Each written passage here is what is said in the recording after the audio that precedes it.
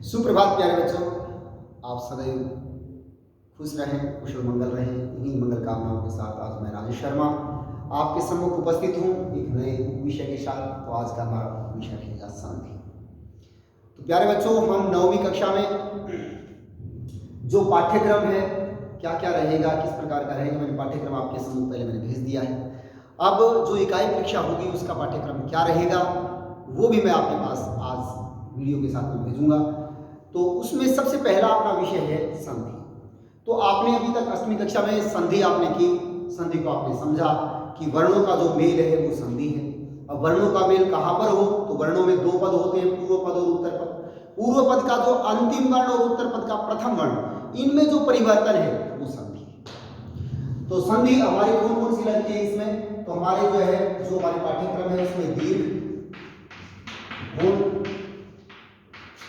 अयादि, ये तीन संधि जो इसमें लगे। तो दीर्घ, गुण और अयादि ये तीन संधि जो हम कर रहे हैं अभी, तो इसको आप थोड़ा ध्यान से देखें और समझें। ये तीनों जो संधि के जो भेद है ये स्वर संधि में आते हैं। इसमें आते हैं स्वर संधि। स्वर संधि के तीनों भेद हैं जो हमारे 9वीं कक्षा में पाठ्यक्रम में अभी लगे हुए। तो दीर्घ, दीर्घ का मतलब क्या होता है, लंबा। दीर्घ का मतलब लंबा जो हम कहते हैं। जैसे ये जो है जो अपने वर्ण है, वर्णों को तीन भागों में बांटा, ह्रस्व वर्ण, दीर्घ और प्लुत। तो जो अ ये क्या ह्रस्व है, लेकिन इसी को दीर्घ इसका आ, दूसरा ई, ऊ, री, ये दीर्घ वर्ण है। आ, ई, ऊ, री, ये दीर्घ वर्ण है। अब बात प्रश्न उठता है कि आ कैसे बना, ई कैसे बना, ऊ कैसे बना, री कैसे बना। तो इसमें जो है आ जो है पूर्व पद का अंतिम वर्ण और उत्तर पद का प्रथम वर्ण जो है, अगर ऐसी कंडीशन में हो, पूर्व पद का अंतिम वर्ण अ हो, उत्तर पद में भी यदि आ जाए तो आ हो जाता है। जैसे मैं कहूं कि नर प्लस अश्व, तो क्या बनेगा, इधर पूर्व पद का अंतिम वर्ण अ, उत्तर पद में भी अ, दोनों मिलाकर क्या बनेगा, नराश्व। नराश्व। तो अगर पूर्व पद में अ या आ हो, उत्तर पद में भी यदि ए या आ जाए तो दोनों मिलाकर क्या बनेगा, आ। तो आपको इसमें सीखना क्या है कि आ कैसे बनता है। तो पूर्व पद का अंतिम वर्ण यदि अ या आ हो, उत्तर पद में भी यदि अ या आ जाए तो आ हो जाता है। अर्थात दोनों तरफ जो है एक समान वर्ण हो, एक ही जाति के वर्ण हो। जैसे हम कहें देव जमा आलय, तो यदि पूर्व पद का अंतिम वर्ण अ या आ हो, उत्तर पद में भी अ या आ जाए, दोनों एक समान वर्ण जाति के हैं, दोनों एक समान है। तो पूर्व पद का अंतिम वर्ण अ या आ हो तो दोनों को मिलाकर क्या बनेगा, आ, तो बनेगा देवालय। इसी प्रकार विद्यालय, विद्या जमा आलय, विद्यालय, विद्यार्थी, विद्या प्लस अर्थी, देव प्लस आनंद, देवानंद। तो ये था आ। इसी प्रकार ई जो है कैसे बनता है, ई प्लस ई इक्वल टू ई। पूर्व पद का अंतिम वर्ण यदि ई हो, उत्तर पद में ई आ जाए तो क्या बनेगा, ई। पूर्व पद में ई हो, उत्तर पद में ई हो तो भी ई, अगर ई और ई आ जाए तब भी ई। वही बात कि दोनों तरफ एक समान वर्ण होने चाहिए। जैसे कवि प्लस इंद्र, तो क्या बनेगा, कवि प्लस इंद्र, कवींद्र। इसी प्रकार रवि प्लस इंद्र, तो क्या बनेगा, रविंद्र। दीर्घ ई, इसको बोलते हैं दीर्घ ई, यानी दोनों तरफ करने बाद में ई यही बनेगा। इसी प्रकार जो है हम ये कहें कवि प्लस ईन, तो क्या बनेगा, कवीन, कवीन, ये जो है इसकी स्थिति रहेगी। इसलिए ई प्लस ई इक्वल टू ई। इसी प्रकार ऊ, इसी प्रकार हम ऊ देखें, ऊ प्लस ऊ इक्वल टू ऊ, ऊ प्लस ऊ इक्वल टू ऊ। जैसे हम कहें वधु प्लस उत्सव, इसमें भी वही है, एक समान वर्ण दोनों, पूर्व पद का अंतिम वर्ण ऊ हो, उत्तर पद में ऊ आ जाए क्या बनेगा, ऊ। अगर ऊ और ऊ हो तब भी ऊ, ऊ और ऊ हो तब भी ऊ।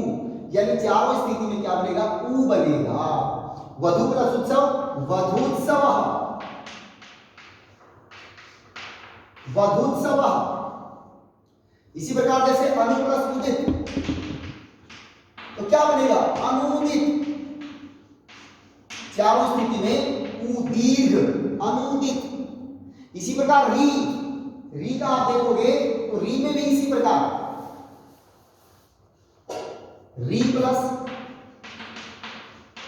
री तो क्या बनेगा, दीर्घ री, ये दीर्घ री। चारों स्थिति में इसी प्रकार री प्लस री, री प्लस री, री।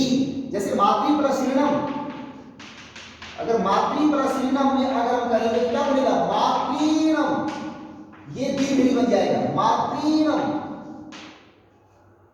पितृ प्लस ऋणम, पितृ प्लस ऋणम, री और री दोनों मिलाकर क्या बनेगा, री, पितृणम। भ्रातृ प्लस ऋणम, भ्रातृणम, तो ये जो है री बनेगा।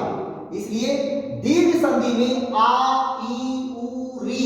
प्यारे बच्चों, ये हमें ये पता करना है इसमें कि आ कैसे बनता है, ई कैसे बनता है, उ कैसे बनता है, री कैसे बनता है। तो हमने जो है इसमें यही सीखा है कि पूर्व पद का जो अंतिम वर्ण है और उत्तर पद का जो प्रथम वर्ण है वो एक समान जाति के होने चाहिए। जैसे अ या आ, ई या ई, उ या उ, री या री, दोनों तरफ एक समान वर्ण होंगे तो वहां पर दीर्घ संधि होगी। तो ये थी हमारी दीर्घ। अब आगे देखिए गुण संधि। ये आपने 8वीं कक्षा में भी की होगी, लेकिन अभी देखिए आप गुण संधि। गुण में कौन कौन से, ध्यान दें, गुण कौन कौन से, ए, ओ और अर। अब हमें यही सीखना है कि ये ए, ओ, अर कैसे बनता है। पूर्व पद का अंतिम वर्ण, पूर्व पद में क्या होना चाहिए, पूर्व पद में ए या आ होना चाहिए। उत्तर पद में क्या होना चाहिए, ई या ई होना चाहिए। तो दोनों को मिलाकर क्या बनेगा, ए।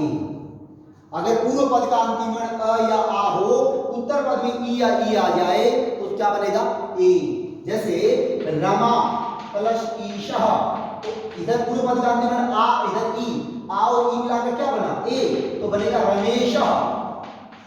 इसी प्रकार दिन प्लस ईशः, दिन प्लस ईशः दिनेशः,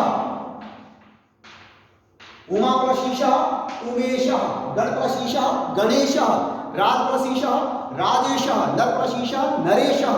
तो ये जो है हमारा अ या आ, पूर्व पद का अंतिम वर्ण यदि अ या आ हो, इसमें ए आया, इसमें आया, उत्तर पद में ई या ई आ जाए तो क्या बनेगा, ए। तो ये बनेगा राज प्लस ईशः, रमा प्लस ईशः रमेश, आओ, ये आपको सीखने की जरूरत है। अगला देखिए ओ जो है कैसे बनता है, कहता वही बात आ गई, पूर्व पद का अंतिम वर्ण ए या आ हो। देखिए दोनों में कंडीशन यही है, पूर्व पद में यही है, उत्तर पद में उ या उ आ जाए तो बनेगा ओ। जैसे महा प्लस उदय, अगर पूर्व पद का अंतिम वर्ण क्या हुआ, अ या आ हो, उत्तर पद में उ या उ हो, दोनों मिलाकर क्या बनेगा, ओ। तो क्या बनेगा, महोदय। क्या बनेगा, महोदय। इसी प्रकार जैसे आ गया महोत्सव, महा प्लस उत्सव, तो क्या बनेगा, आओ उ दोनों मिलाकर क्या बनेंगे, ओ, तो बनेगा महोत्सव।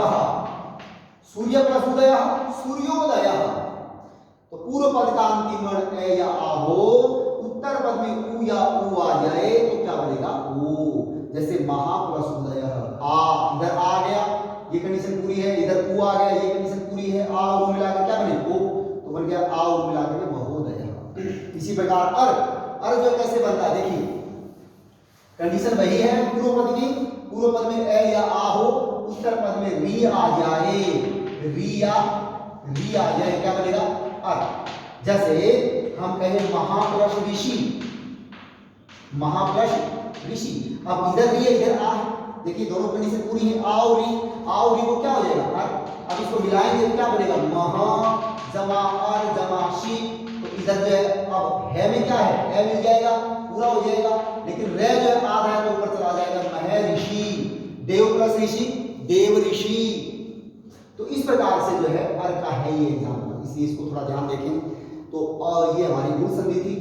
पूर्व पद में अ या आ हो, तीनों ही कंडीशन में आप देख लो अ या आ, अगर ई और ई आ जाए तो ए हो जाएगा, उ और उ आ जाए तो ओ हो जाएगा, री या री आ जाए तो अर हो जाएगा।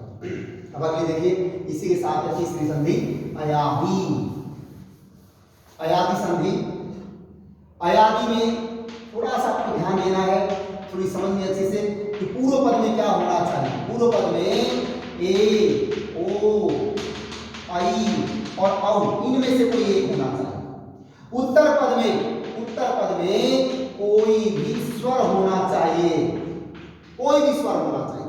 पूर्व पद का अंतिम वर्ण यदि इनमें से कोई एक हो और उत्तर पद में यदि कोई स्वर आ जाए, अगर ये दोनों ही अगर कंडीशन ठीक हो तो क्या होगा। देखिए जैसे ने प्लस अनम आ गया, ध्यान से देखें, ने प्लस अनम आ गया, पूर्व पद का अंतिम वर्ण क्या है ए, उत्तर पद में क्या है स्वर अ। स्वर जो संस्कृत में 13 स्वर होते हैं, अ आ ई उ री ए आई ओ औ री, ये जो 13 स्वर होते हैं इनमें से कोई भी तो आ गया तो दोनों कंडीशन पूरी है। पूर्व पद में ए आ गया, उत्तर पद में ए आ गया, दोनों ही शर्तें पूरी हैं। अगर ये दोनों शर्तें पूरी हो तो क्या हो जाएगा, अगर ए आएगा तो ए के स्थान पर अय हो जाएगा। जैसे ने ए आ गया तो ए के स्थान में क्या हो गया अय, अगर अय हो गया न प्लस अय प्लस अनम मिला तो क्या बनेगा नयनम, नयनम। ये कंडीशन, पूर्व पद का अंतिम वर्ण इनमें से कोई एक होना चाहिए, ए ओ आई औ, और उत्तर पद में यदि कोई स्वर आ जाए तो ए के स्थान पर अय, ओ के स्थान पर औ, ऐ के स्थान पर आय और औ के स्थान पर आव हो जाता है। ये ध्यान दें।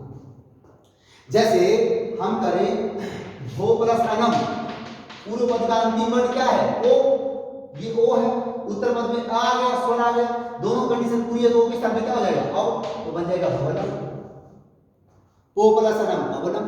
इसी प्रकार आई है, जैसे हम कहें नहीं प्लस आका, पूर्व पद का अंतिम वर्ण क्या है, पूर्व पद में अंतिम वर्ण आई आ गया, उत्तर पद में स्वर आ गया तो आई के स्थान पर क्या हो जाएगा आय, न प्लस आय प्लस आका इक्वल टू नाय।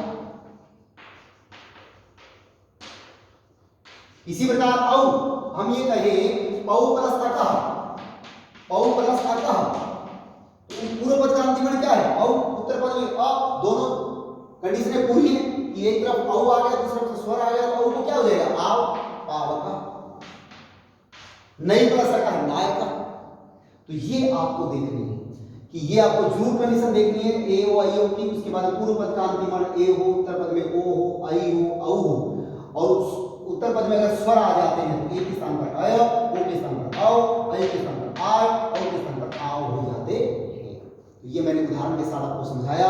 ये तीनों संधि अपने पाठ्यक्रम में लगी हुई है स्वर संधि में, तो इन तीनों संधि को आप बहुत ध्यान से करेंगे और इसके उदाहरण मैं अभी आपको भेज रहा हूं।